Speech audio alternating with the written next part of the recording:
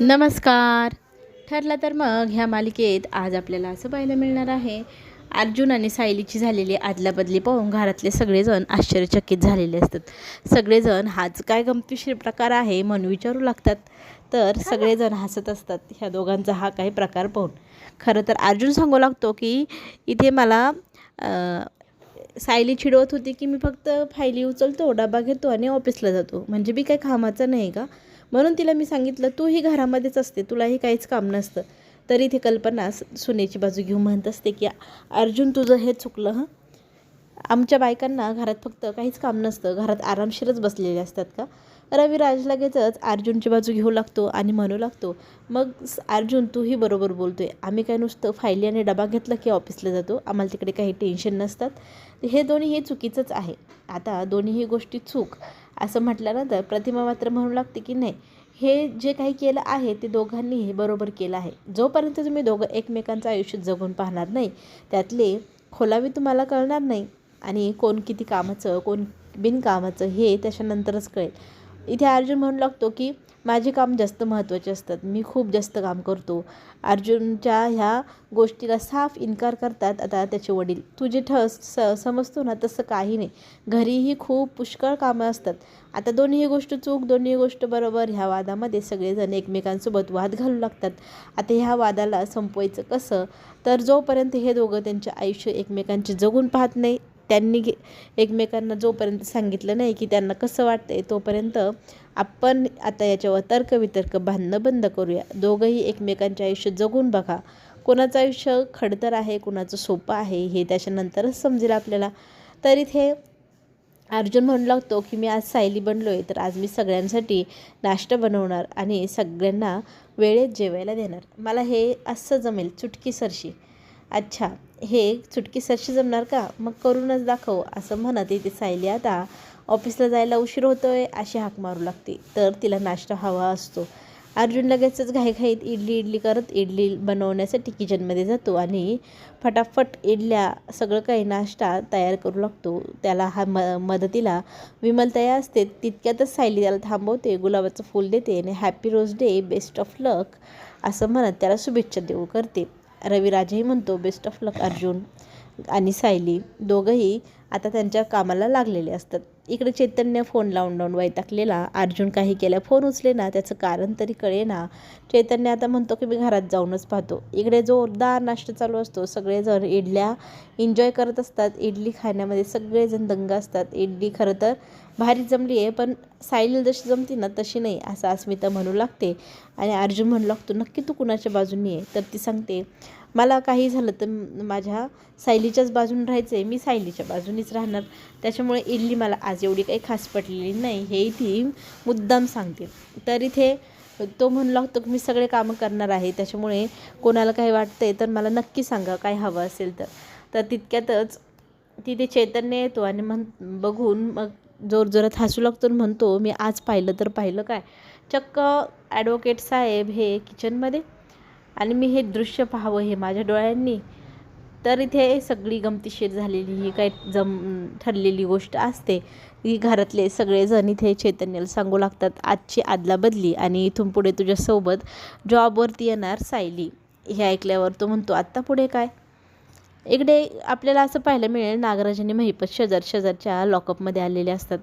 नागराजला इथे आपले महिपत साहेब म्हणू लागतात की नाग्या तुला खूपच जास्त फन करायला लागला आहे, तुझा ना फन्नात चेचायला पाहिजे असं म्हणत लगेचच नागराजने इथे महिपतची कॉलर पकडलेली असते. तुलाही काही मी सोडणार नाही, तुझ्यामुळेच हे सगळं घडतं आहे.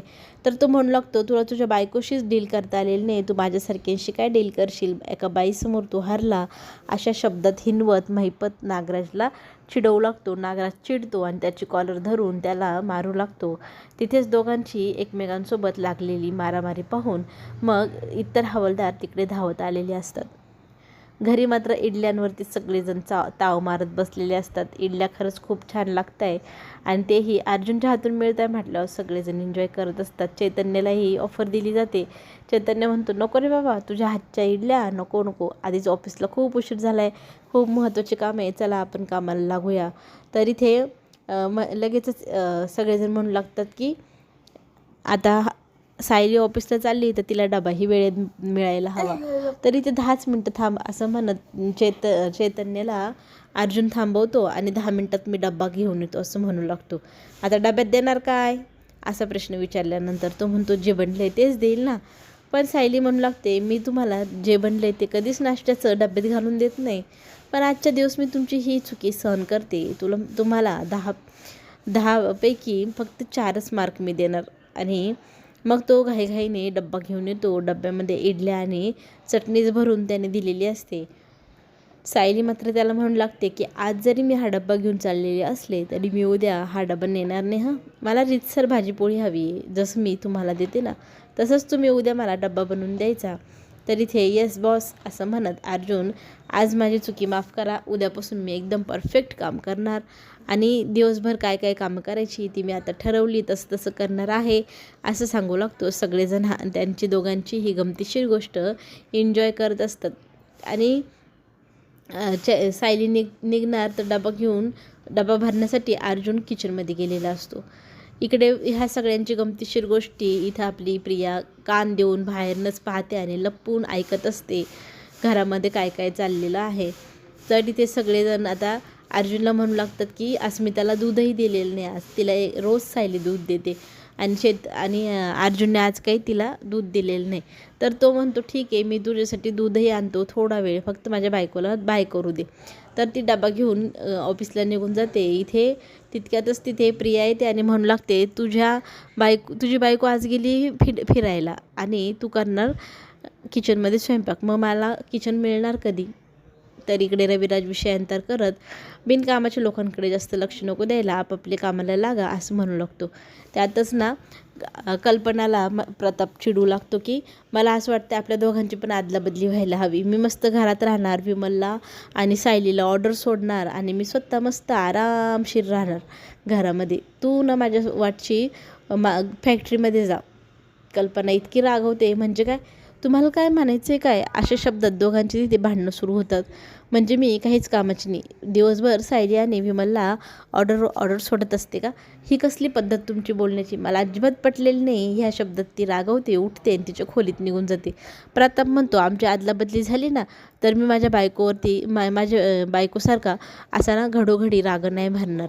तर सगळेजण पुन्हा एकदा फिदी हसू लागतात. सगळा माहोल एकदम आनंदमय असं झालेला असतो. इथे मात्र प्रियाला बरं वाटत असतं की अर्जुन घरी आहे म्हटल्यानंतर आता केसची डिटेल एवढी कोणी खोलवर बघणार नाही, म्हणजे आपण सेफ आहोत. सायली मात्र ऑफिसला गेल्यानंतर तिला दडपण आलेलं असतं. तिचं रोजचं इथे येणं जाणं असतं, पण आजचं येणं जाणं जरा वेगळ्या अर्थाने आहे. आज ती अर्जुन बनून आली, पण ही गोष्ट सगळ्यांना कशी सांगणार.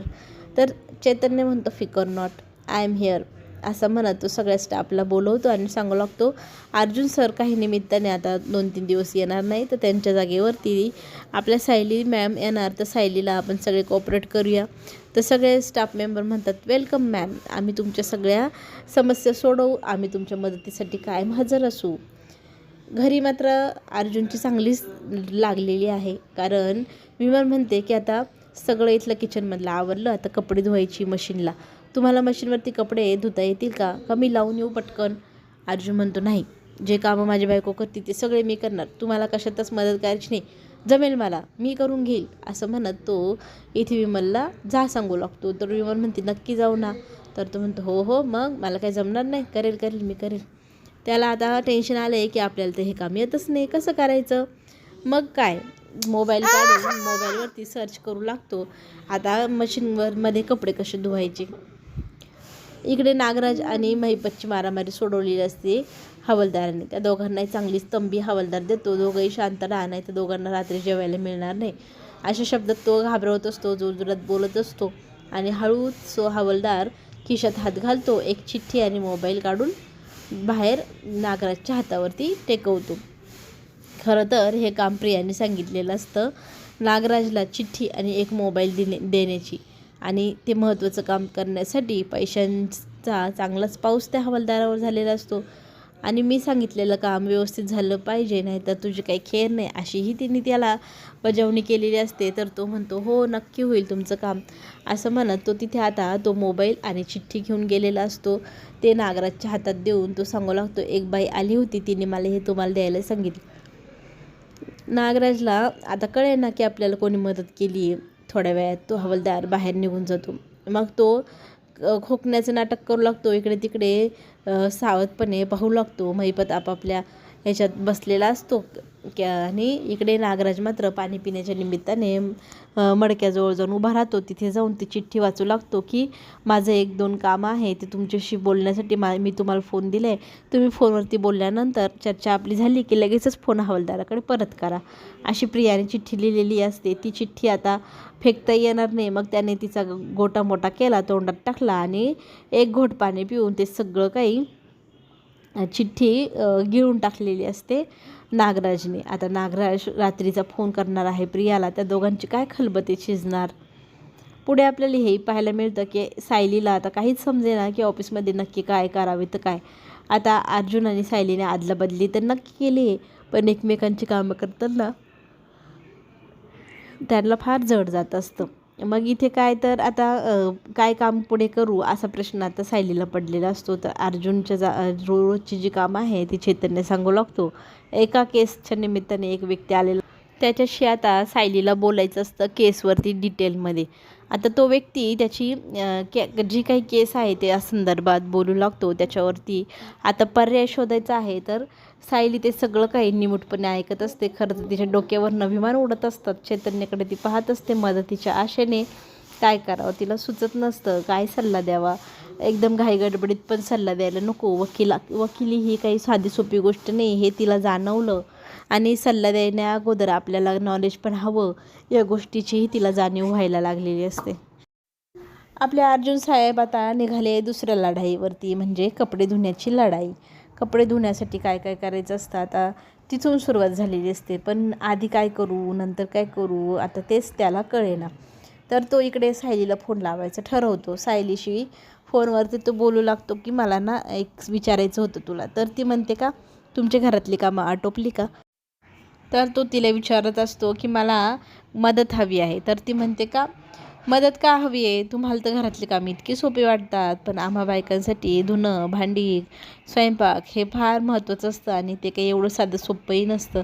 अशा इकडच्या तिकडच्या लेक्चरमध्ये आता सायली वेळ घालवू लागते. अर्जुनला जे बोलायचं होतं ते बोलणं राहूनच गेलं. सायलीने फोनही ठेवून दिला. आता हे कपडे धुण्याचं मशीन कसं वापरायचं हे विचारणं तर राहूनच गेलं. आता कपडे धुता येत आहेत की नाही हे आपल्याला पुढील भागामध्ये पाहायला मिळणार. दुसऱ्या दिवशी सकाळी दूधवाल्याच्याकडनं किती लिटर दूध घ्यायचं, काय करायचं, या सगळ्या गोष्टींची विमानं अर्जुनच्या डोक्यावरनं उडू लागलेली असतात. आणि अर्जुन आता कन्फ्यूज झाला आहे. त्याने आता हार मानायचं ठरवलेलं असतं. सायली आणि चैतन्य मिळून आता इथे केसबद्दल पुढच्या गोष्टी डिटेल विचारू लागतात. तिथे एका व्यक्तीचं चेहऱ्याचं वर्णन बाबूने करायला सुरुवात केलेली आहे आणि बाबूंनी दिलेल्या माहितीनुसार जे वर्णनाचा चेहरा तयार झाला आहे ते तर आपल्या ओळखीचे आहे हे सायलीच्या लक्षात येतात. आणि सायली आता केसमध्ये खूप मोठी लीड मिळवणार आहे. चला तर मग सायली आता केस कशी पुढे लढणार, कशी जिंकणार हे सगळं पाहण्यासाठी आपण पुन्हा भेटू. धन्यवाद.